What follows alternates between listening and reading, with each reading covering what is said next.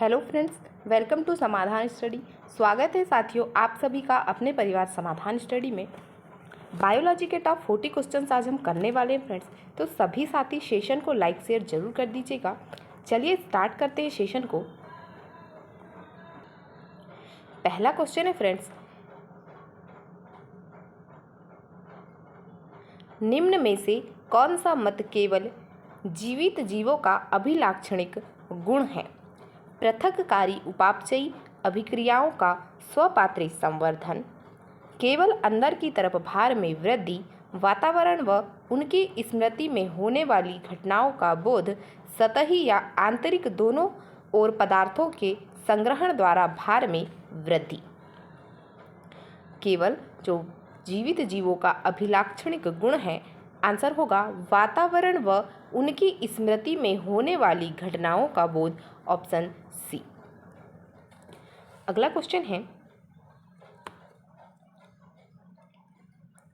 सजीव जीवों का निर्जीव वस्तुओं से निरपवाद रूप में उनकी किस क्षमता के आधार पर अलग पहचाना जा सकता है? सजीवों को जो है निर्जीव वस्तुओं में निरपवाद किस रूप में पहचाना जा सकता है? पर्यावरण के साथ पारस्परिक एवं प्रगतिशील विकास, जनन, वृद्धि एवं गति, स्पर्श के लिए संवेदनशील। ऑप्शन डी राइट आंसर होगा, स्पर्श के लिए संवेदनशील। अगला क्वेश्चन है, जैविक संगठना किस स्तर से प्रारंभ होती है? कोशिकीय स्तर, जीव स्तर, परमाणु स्तर, उप सूक्ष्मदर्शी आणविक स्तर। जैविक संगठना जो है वह उप सूक्ष्मदर्शी आणविक स्तर से प्रारंभ होती है। ऑप्शन डी हमारा राइट आंसर होगा। अगला क्वेश्चन है, सभी लोग एक बार सेशन को लाइक से जरूर कर दीजिए। आम का कैरोलस लीनियस द्वारा सर्वप्रथम व्यक्त किया गया सही लिखित वैज्ञानिक नाम का चयन कीजिए। Mangifera indica, Mangifera indica Carlina, Mangifera indica Linn, Mangifera indica.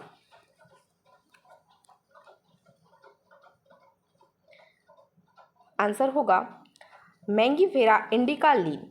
लीन यहाँ पर उनका नाम से है फ्रेंड्स रिलेटेड, लीनियस करके जो है, तो ऑप्शन सी हमारा राइट आंसर होगा, मैंगीफेरा इंडिका लीन। नेक्स्ट है,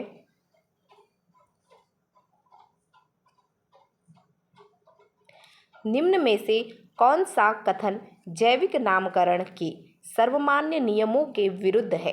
कौन सा कथन जैविक नामकरण ICBN के सर्वमान्य नियमों के विरुद्ध है? पहला है, जैविक नाम को जब हाथों से लिखते हैं तब दोनों शब्दों को अलग अलग रेखांकित करते हैं। बी, प्रत्येक जाति का वंश संकेत पद और जाति संकेत पद होना चाहिए।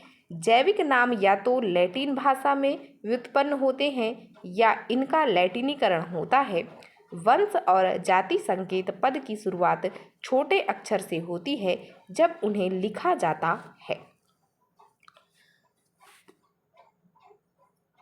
आंसर होगा ऑप्शन डी, वंश और जाति संकेत पद की शुरुआत छोटे अक्षर से होती है जब उन्हें लिखा जाता है।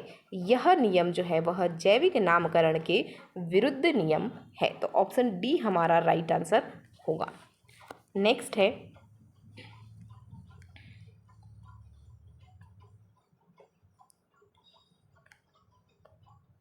नीचे दिए गए 4 कथनों का अध्ययन कीजिए और उनमें से सही कथनों को चुनिए। जैव स्पीसीजों की परिभाषा अर्नेस्ट मेयर ने दी थी। प्रकाश काल का पौधों में जनन पर प्रभाव नहीं पड़ता। द्विनाम पद्धति तंत्र RH विटेकर ने दिया था। एक कोशिकीय जीवों में जनन और वृद्धि समानार्थक होते हैं।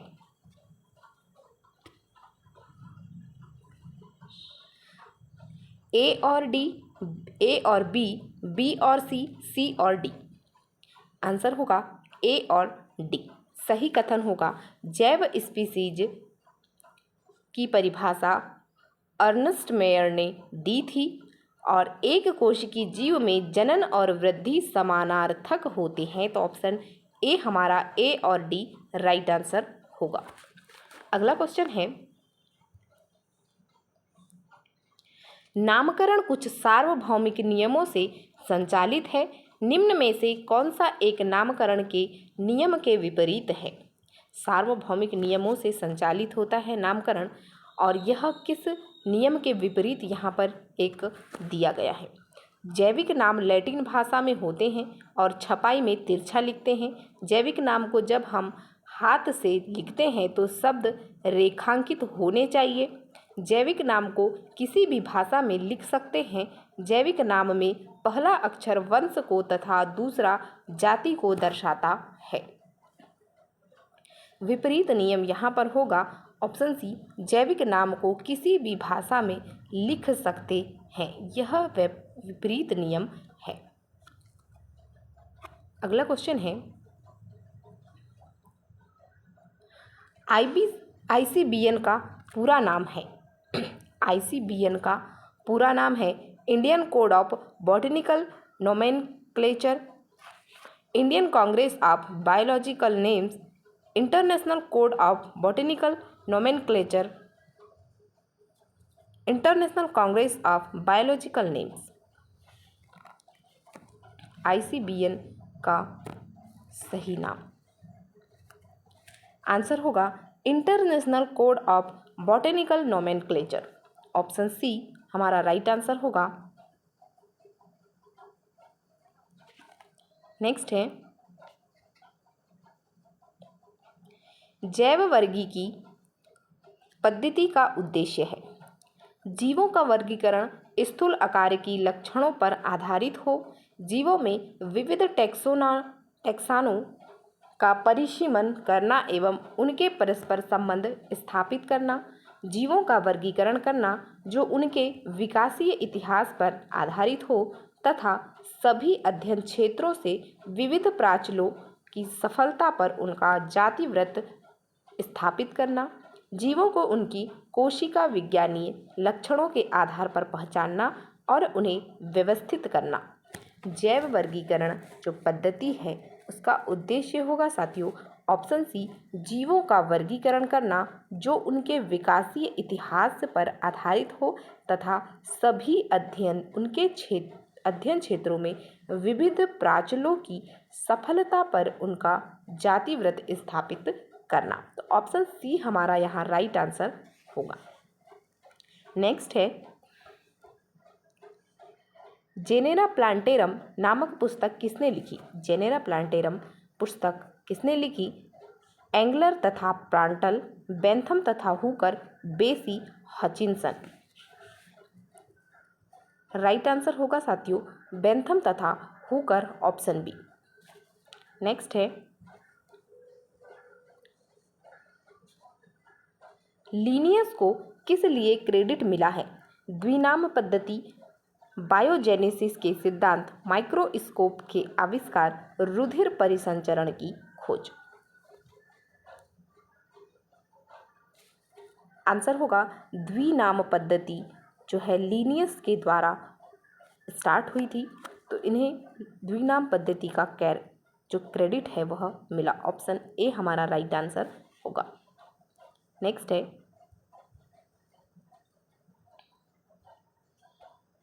लीनियस ने नामकरण की एक पद्धति का विकास किया है जिसे कहते हैं एक नाम पद्धति, वर्नाकुलर, द्विनाम पद्धति, बहुनाम पद्धति।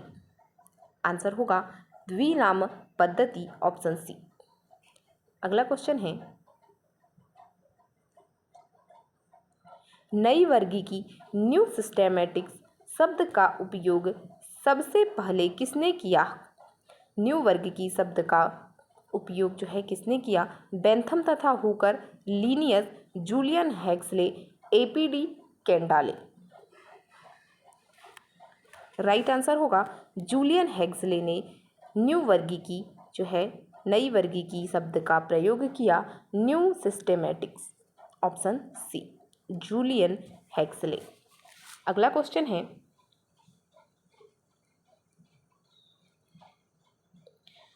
प्राणियों में वर्गीय संवर्ग का कौन सा अधिक्रमिक विन्यास आरोही क्रम में सही है? जगत वर्ग संघ कुल गण वंश स्पीसीज, जगत गण वर्ग संघ कुल वंश स्पीसीज, जगत गण संघ वर्ग कुल वंश स्पीसीज, जगत संघ वर्ण गण कुल वंश स्पीसीज।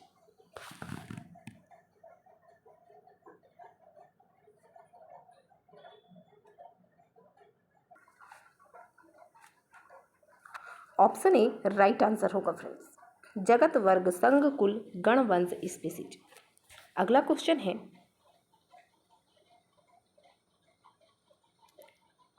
निम्न में से कौन म्यूसिडी कुल में आता है? मक्खी, जुगनू, टिड्डा, तिलचट्टा। म्यूसिडी कुल में आता है, आंसर होगा मक्खी म्यूसिडी कुल में आती है। ऑप्शन ए हमारा राइट आंसर होगा। अगला क्वेश्चन है,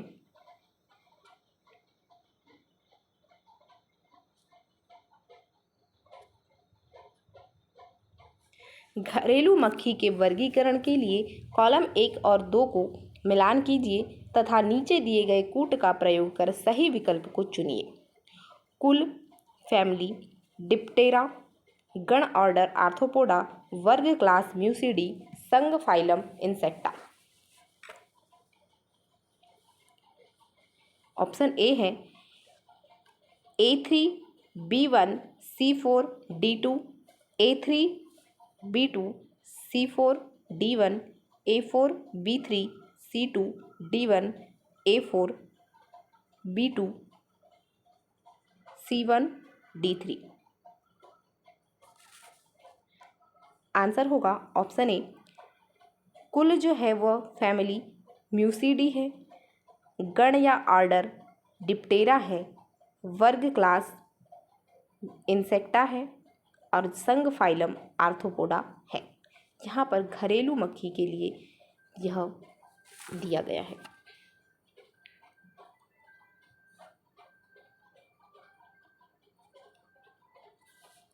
अगला क्वेश्चन है,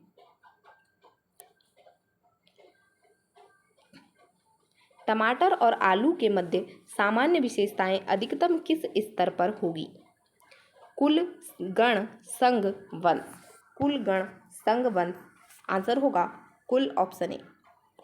नेक्स्ट है,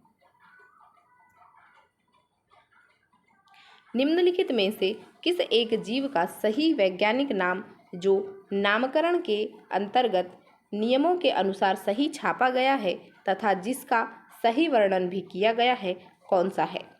मस्का डोमेस्टिका, सामान्य घरेलू छिपकली एक सरीसृप। ऑप्शन ए मस्का डोमेस्टिका, सामान्य घरेलू छिपकली एक सरीसृप। प्लाज्मोडियम फ्लैसीपेरम, एक प्रोटोजोअन रोगजनक जिसमें सर्वाधिक गंभीर प्रकार का मलेरिया होता है। फेलिस टिग्रिस, भारतीय बाघ गिर जंगल में भली भांति सुरक्षित। ई कोलाई, पूरा नाम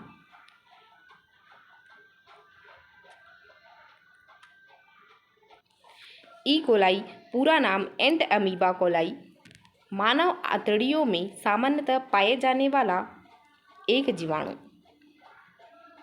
यहाँ पर वैज्ञानिक नाम दिए गए हैं और यह वैज्ञानिक नाम किसके हैं बोला गया है। तो जो मस्का डोमेस्टिका होता है वह घरेलू छिपकली का ना होते हुए वह घरेलू मक्खी का नाम होता है। प्लाज्मोडियम फाल्सीपेरम जो है वह एक प्रोटोजोअन रोगजनक जिससे सर्वाधिक गंभीर प्रकार का मलेरिया होता है। यह इसका राइट आंसर होगा। यह नाम जो है प्रोटोजोअन्स का है जो राइट है, ऑप्शन बी। नेक्स्ट है,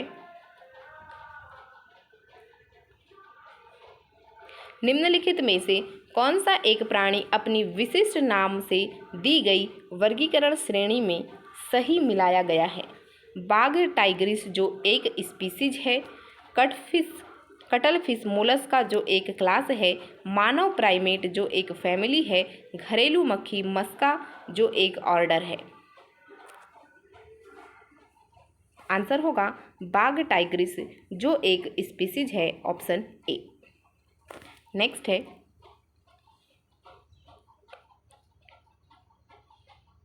स्पीसीज को किस रूप में माना जाता है? वर्गीकरण की वास्तविक आधारभूत इकाइयाँ, वर्गीकरण की निम्नतम इकाइयाँ, मानव मस्तिष्क की कृत्रिम परिकल्पना जिसे परिशुद्ध रूप से परिभाषित नहीं किया जा सकता, वर्गीकरणविदों द्वारा अधिकल्पित वास्तविक वर्गीकरण इकाइयाँ। आंसर होगा ऑप्शन ए, वर्गीकरण की वास्तविक आधारभूत इकाइयाँ स्पीसीज के रूप में माना जाता है। ए ऑप्शन हमारा राइट आंसर होगा। अगला क्वेश्चन है, निम्न में से कौन सा जीनस की तुलना में कम सामान्य लक्षण रखता है? जाति, संघ, वर्ग, कुल। जाति, संघ, वर्ग, कुल जीन्स की तुलना में कम सामान्य लक्षण रखने वाला जाति होता है, तो ऑप्शन ए हमारा जो जाति है उसका राइट आंसर होगा। अगला क्वेश्चन है, टैक्सॉन किसकी इकाई है? टैक्सॉन किसकी इकाई है? गण, वर्गीकी, जाति, जीन्स। आंसर होगा वर्गीकी की इकाई टैक्सॉन है, ऑप्शन बी। नेक्स्ट है,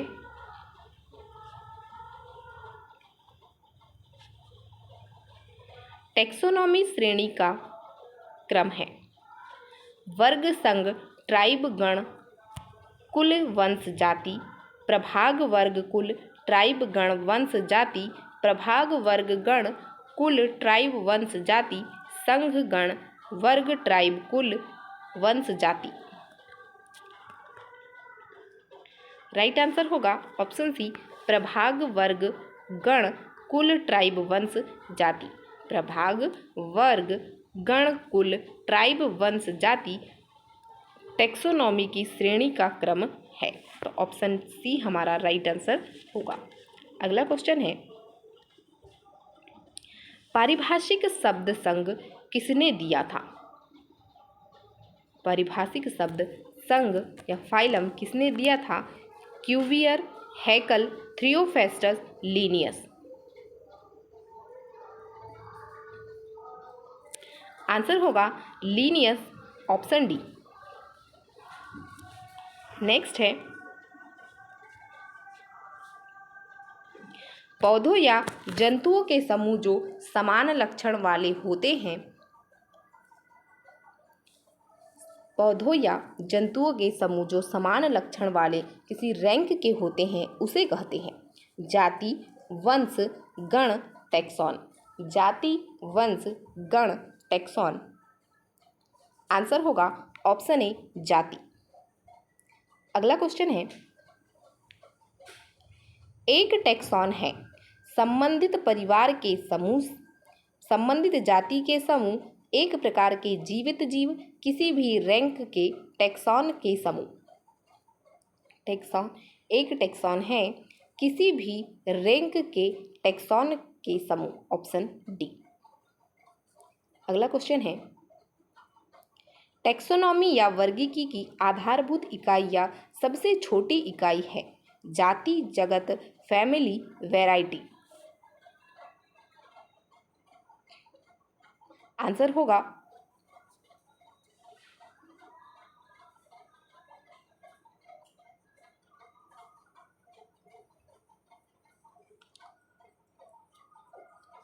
ऑप्शन ए, जाति।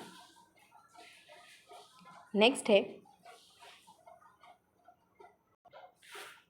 अगला क्वेश्चन है, जाति का स्थिर अवधारणा को प्रस्तुत किया था? जाति का स्थिर अवधारणा को प्रस्तुत किया था de Candolle, Linnaeus, Theophrastus, Darwin. Answer होगा ऑप्शन बी, लीनियस। सेशन को लाइक शेयर कर दीजिएगा फ्रेंड्स। सेशन यहीं तक है। आई होप सभी साथियों को सेशन अच्छा लगा होगा। मिलते हैं फ्रेंड्स अगली क्लास में। Thank you for watching.